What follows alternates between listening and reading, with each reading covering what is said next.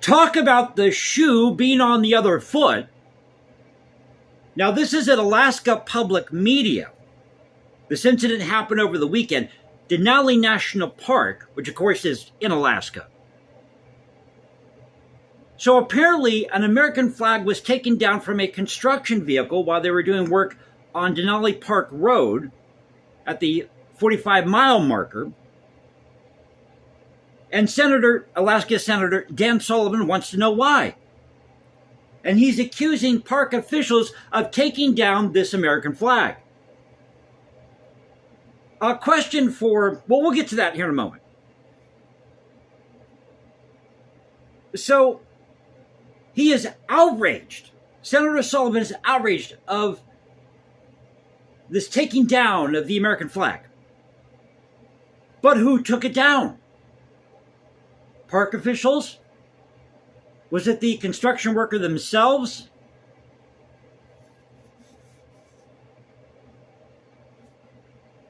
So he said this, quote, "One of the vehicles involved in the construction had a 3-by-5-foot American flag affixed to it while working on the project.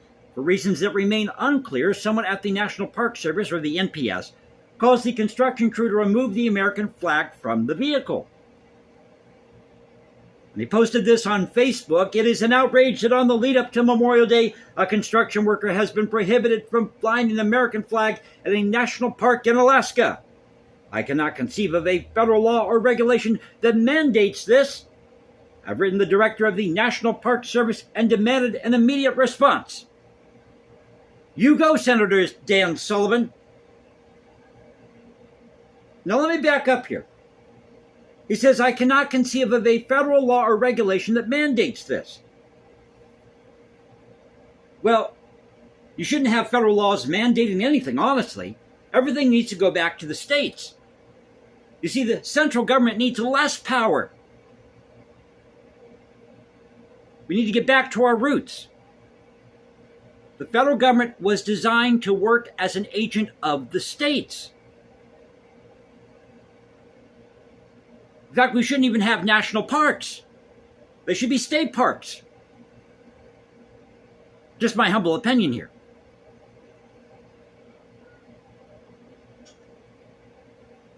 So he's written the director of the National Park Service, wants an immediate response. But I think he's really jumping the gun here. But my question to Mr. Sullivan is, would you be this outraged if somebody had put up a Confederate battle flag or Bonnie Blue flag, or let's say a Betsy Ross flag, Nazi flag, and it eventually got taken down? Now, I mentioned the Nazi flag for a reason. Everybody knows what happened with the Third Reich. I'm part German. I know what happened with the Third Reich, okay? But either it all stays up or it all comes down. But would he be just as outraged with somebody putting up a Confederate battle flag and later taking that down, or the Bonnie Blue flag, as he is about the American flag? Because and I love being an American. Don't get me wrong. I absolutely love being American. I think this is the greatest place on earth to live. But I realize that no nation, no country, no region on earth is perfect. And I've said this many times here on the channel. We are really not a nation or a country. We are a federal republic. We are a confederation of states. We always have been. Pardon me. We've always been a confederation of states, a federal republic, kind of a hybrid, because that's how the founders designed it, because they understood that no two regions are the same. They have different political beliefs, traditions, a different culture. If you live in the North, it's a different culture than if you live in the South. And there are a lot of abuses that happened under the American flag. At the height, I might add, of Jim Crow, i.e. World War II, when they were interning not just the Japanese, but Italians and Germans.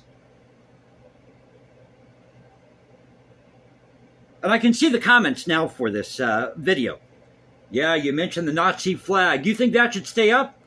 Well, yes, it should stay up. The American flag should stay up. Either it all stays up or it comes down, because if you don't know your history, you're doomed to repeat it. You're doomed to repeat it. You know, there is a market, believe it or not, for people who love to collect World War II memorabilia. There is a market for people collecting items from the Third Reich. Not because of racism, not because they want to stick it to the Jews or whatever group was suffering under the Third Reich,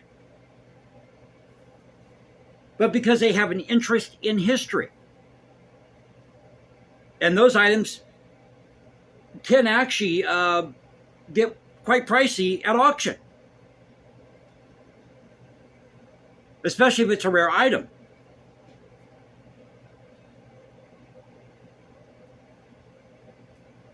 But I really think that Senator Sullivan here is jumping the gun.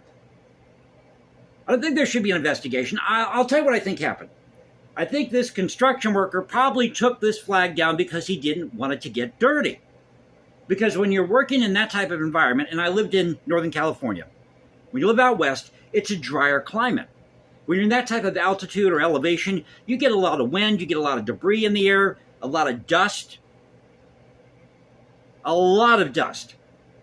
And when you're working on a construction site, it makes it that much worse. So he probably took down this American flag so it wouldn't get dirty.